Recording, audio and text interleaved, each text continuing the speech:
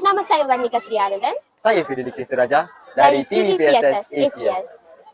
Petang hari pergi ke pekan, pulang membawa sebungkus laksa. Hidup muhibah perlu diamalkan di negara Malaysia berbilang bangsa. Cantik bergugus buah papaya, masak dipetik satu persatu. Walaupun berlainan bangsa budaya, kerana muhibah hidup bersatu. Hari ini akan berlangsung program silang budaya, iaitu kaligrafi peringkat sekolah.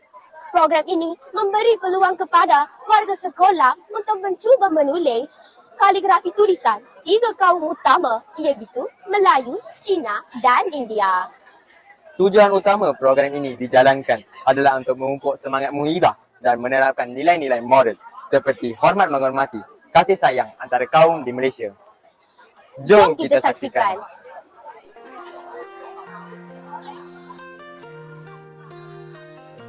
Selamat pagi, SM. Ya, selamat pagi.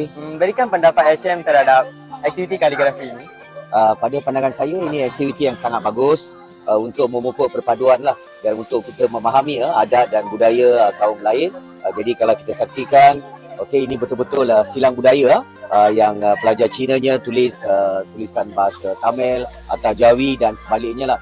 Jadi ini satu usaha yang sangat baik yang perlu digalakkan setiap tahun untuk memupuk perpaduan yang erat selain kita memahami adat dan budaya kaum lain yang ada di negara.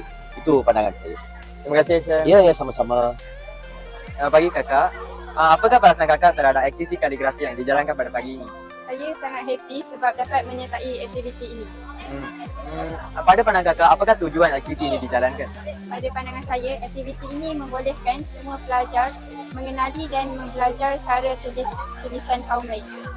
Terima kasih, Kak.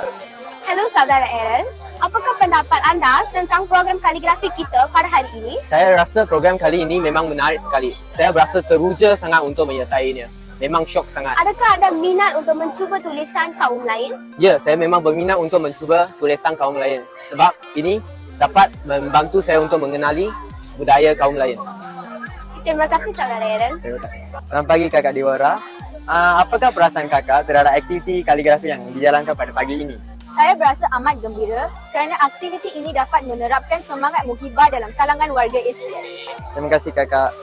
Abang, Ya. apakah pandangan anda tentang menyertai program kaligrafi ini? Pada pandangan saya, menyertai pertandingan kaligrafi ini dapat membuat saya lebih memahami bangsa lain dan dapat membuat saya lebih terharu lagi akan bangsa lain yang terdapat di Malaysia ini. Apakah perasaan anda dengan menulis bahasa lain? Perasaan saya sangat gembira dan sangat seronoklah sebab dapat mencuba membuat kaligrafi bangsa-bangsa lain. Terima kasih. Sama-sama. Okey, apa perasaan? Agak susah juga, tapi saya pernah belajar sekolah Tamil Mimba, saya senang sikit lah. Okey. Tapi sekarang susah sikit. Ya. Siapa nama? Raya. Raya, tingkatan? Satu. Satu apa? Satu apa? Okey.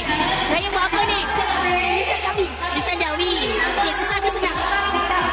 Senang. Ya, apa perasaan?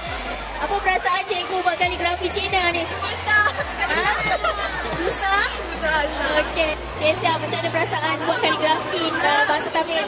Seronoknya tulis. Malah pun tak faham.